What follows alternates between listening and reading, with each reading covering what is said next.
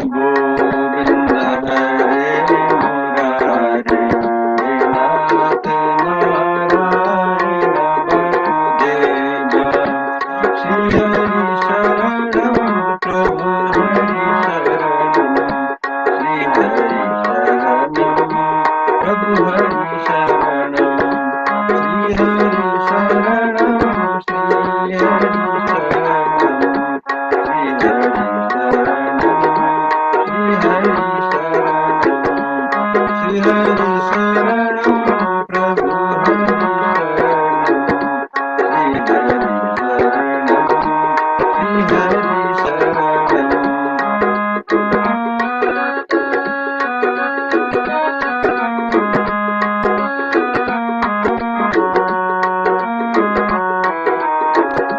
श्री हरि शरणम प्रभु हरि शरणम, श्री हरि शरणम, श्री हरि शरणम,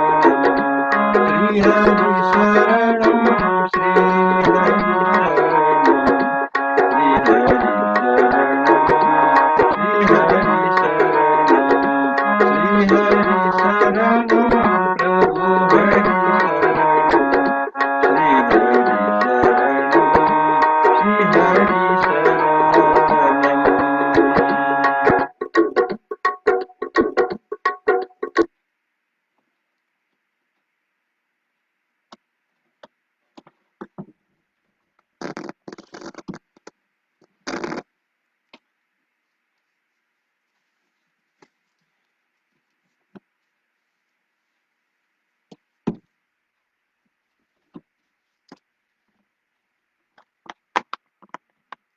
जय श्री कृष्ण, जय श्री हरि।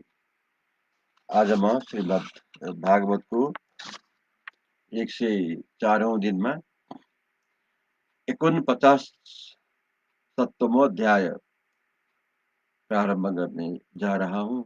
इसमें आज हम दंत वक्र और साल्वा का भाषण सुनकर भीष्म का भीष्मक का श्री कृष्ण के प्रभाव का वर्णन करते हुए उन्हें प्रसन्न करने का ही निश्चय करना, इस विषय में हम आज श्रवण करेंगे।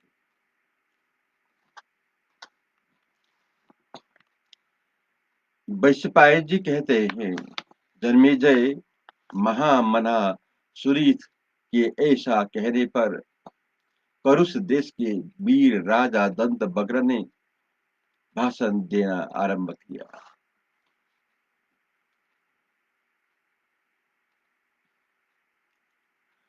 दंत वक्र बोला, राजाओं, यहाँ मगध राज ने और राजा सुरीथ ने जो कुछ कहा है उसे मैं युक्ति संगत मानता हूँ, क्योंकि इनका प्रवचन हम लोगों के लिए हितकर है। मैं न तो विद्वेष के कारण, न अहंकारवादी होने के कारण और न अपनी विजय की अभिलाषा रखने के ही कारण आप दोनों के अमृतमय वचनों को सदोष बता रहा हूँ। इस राजसभा में कौन ऐसा पुरुष है जो इस प्रकार समुद्र के समान अत्यंत अगाध एवं नीति शास्त्र के अनुकूल सर्वगुण संपन्न बात कह सके।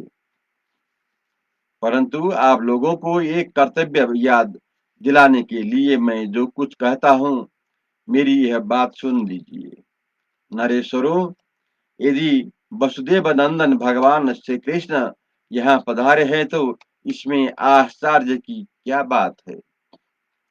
जैसे हम सब लोग यहाँ आए हैं, उसी तरह श्री कृष्ण भी चले आए हैं। इसमें क्या दोष है और क्या गुण।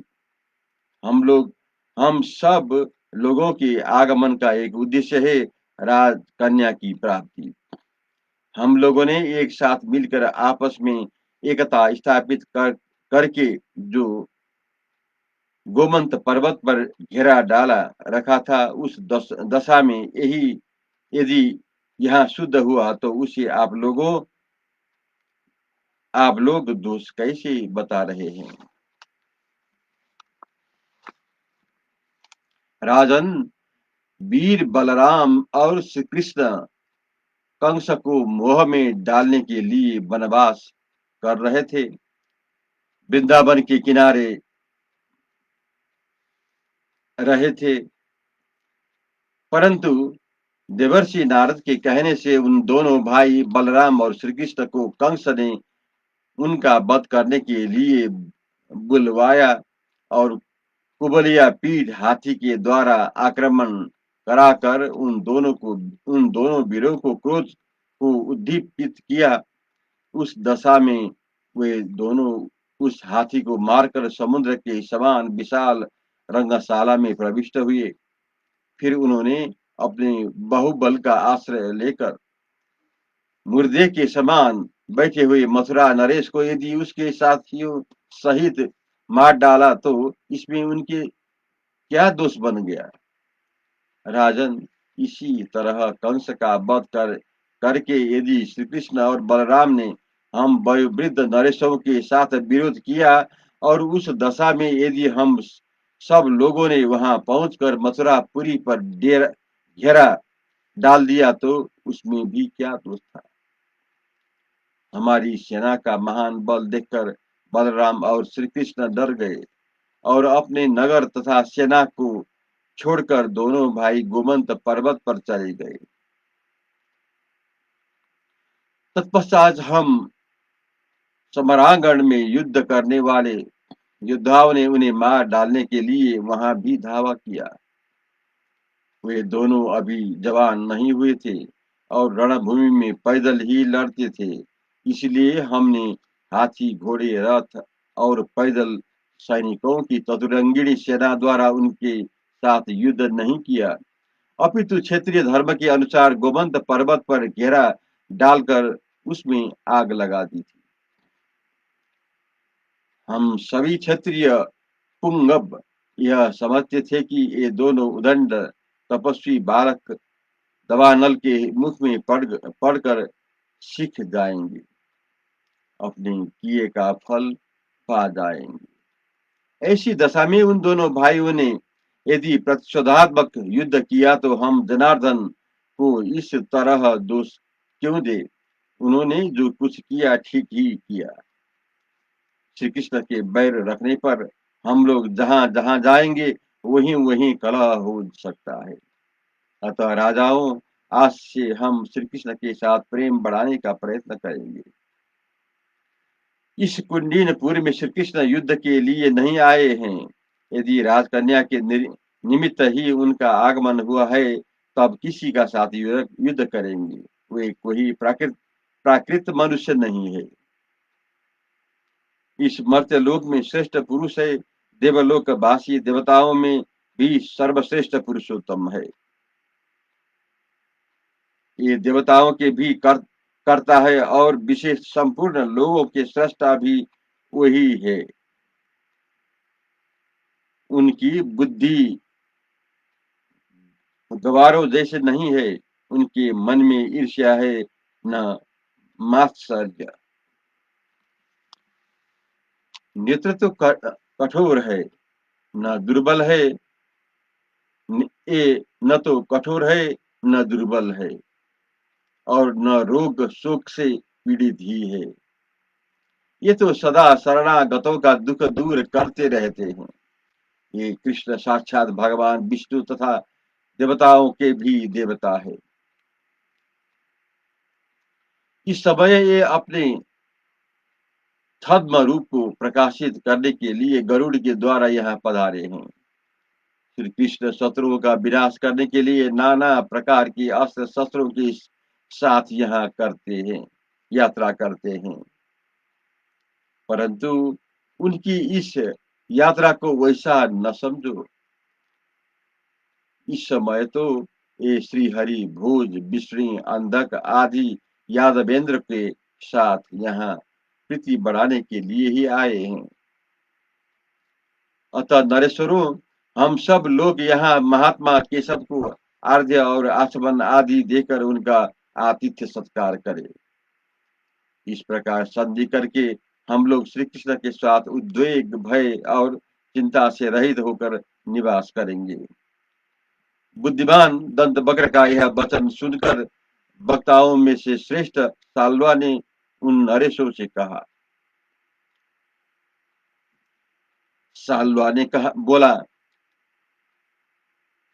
राजाओं के यदि ऐसी ही बात है तो क्या हम लोग श्री कृष्ण के भय से अब अपने अस्त्र शस्त्र नीचे डालकर निहत्थे हो जाए।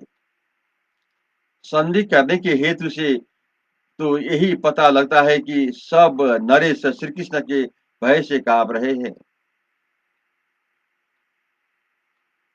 अपने बल को निंदा करके दूसरे की स्तुति करने से क्या प्रयोजन।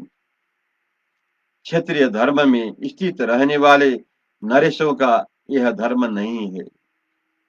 जो महान राजा राजवंशों में उत्पन्न होकर अपने कुल की कीर्ति बढ़ाने वाले हैं, उन राजाओं की बुद्धि में ऐसी कायरतापूर्ण विचार का उदय कैसे हो सकता है। मैं जानता हूँ श्री कृष्ण समस्त अमरेश्वरों के स्वामी आदिदेव सनातन पुरुष है। नारायण ही इनकी महान आश्रय स्वरूप है।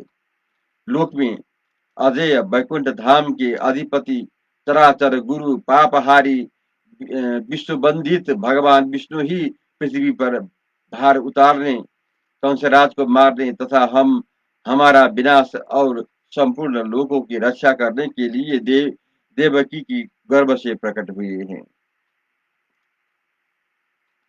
अपने अंश सहित भगवान विष्णु के इस पूर्ण अवतार में जो जो कार्य होने वाला है वो सब मैं अच्छी तरह जानता हूँ। अतः भूमिपालों, हम लोग इस भगवान विष्णु के साथ अनुपम संग्राम करके इनकी तंद्राग्नि से दग्ध हो यमलोक में जा पहुंचेंगे। राजेंद्रगण, मैं इस तत्व को जानता हूँ कि काल से ही आयु क्षीण होती है। जब तक काल न आए हो कोई नहीं मारता है, और काल आ जाने पर कोई जीवित नहीं रहता।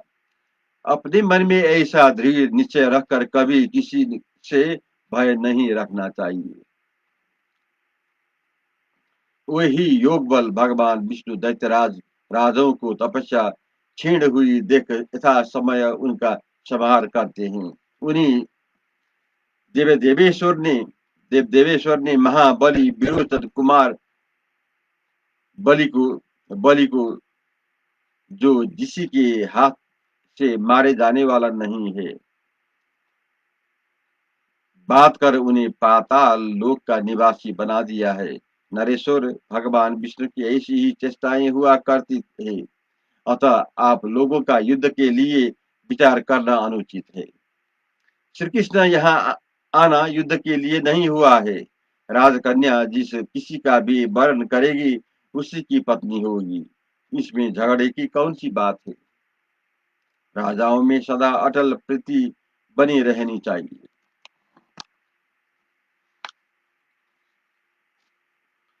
वैशंपायन जी कहते हैं, जन्मेजय, उन बुद्धिशाली नरेशों के इस प्रकार कहने पर भी राजा भीष्मक अपने पुत्र के कारण कुछ न बोल सके। वह अपने महान बल के घमंडों में भरा रहता था। भार्ग बस्त्रा से सुरक्षित था और रणभूमि में प्रचंड पराक्रम प्रकट करने वाला अतिरथ वीर था। भीष्मक ने मन ही मन अपने उस पुत्र का चिंतन करके इस प्रकार कहा। भीष्मक बोले, मेरा पुत्र सदा बल के घमंडों में भरा रहने वाला और अभिमानी है। वह कृष्ण और उनके प्रभाव को सहन नहीं कर पाता है तथा युद्ध में किसी से डरना नहीं है। इसमें संदेह नहीं कि श्री कृष्ण की भुजाओं के बल से कन्या का अपहरण होगा। उस अवसर पर महापुरुष के साथ महान विग्रह एवं कर युद्ध होकर ही रहेगा। उस अवस्था में श्री कृष्ण से द्वेष रखने वाला मेरा अभिमानी पुत्र कैसे जीवित रह सकता है। अतः मुझे श्री कृष्ण के हाथ से यहाँ अपने पुत्र की रक्षा होती नहीं दिखाई देती। कन्या के लिए पितरों का आनंद बढ़ाने वाले अपना ज्येष्ठ पुत्र को केशव के साथ और केशव को अपने पुत्र के साथ युद्ध करने का अवसर दूंगा। रुक्मी का मनोभाव मूढ़ता से भरा हुआ है, अतः वह भगवान नारायण को रुक्मिणी का बर बनाना नहीं चाहता। वह बल की मदद से उन्मत्त रहता है और युद्ध की कभी मुंह नहीं मोड़ता है। अतः जैसे आग लगने से रुई का ढेर जल जाता है, उसी प्रकार वह श्री कृष्ण के से भिड़कर निश्चय ही भस्म हो जाएगा। विचित्र प्रकार से युद्ध करने वाले अत्यंत बलवान केशव ने करवीरपुर के सूरवीर राजा श्रृंगाल को क्षण भर में धूल में मिला दिया। जब बलवानों में श्रेष्ठ श्रीमान केशव वृंदावन में रहते थे, उस समय उन्होंने गोवर्धन पर्वत को उठाकर 7 दिनों तक उसे एक ही हाथ से धारण कर रखा था। उनके उस दुष्कर कर्म को याद करके मेरा हृदय अत्यंत शिथिल हो जाता है। उस समय देवताओं के साथ वृतासुर विनाशक सतीपति इंद्र ने सहसा गिरिराज गोवर्धन पर्वत पर आकर श्री कृष्ण का गौओं को इंद्र के पद पर अभिषेक किया और उन्हें उपेंद्र कहकर पुकारा। यमुना के कुंड में विनाश करने वाले घोर कालिया नाग अपनी विषाग्नि से प्रज्वलित हो काल और अंतक के समान प्रतीत होता था, किंतु इन श्री कृष्ण ने उसका भी जिस प्रकार दमन किया वह सबको विदित है। महापराक्रमी केशी नामक दानव घोड़े का शरीर धारण करके रहता था। उसके जितना देवताओं के लिए भी अत्यंत कठिन था, परंतु इन भगवान वासुदेव ने उसको भी मार डाला।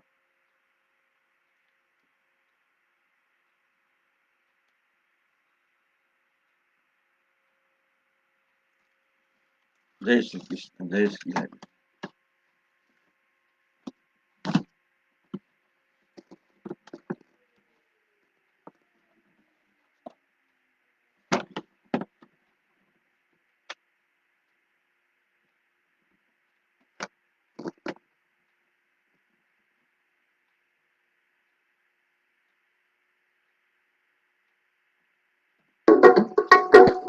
श्री कृष्ण गोविंद हरे मुरारे, नाथ नारायण वासुदेव।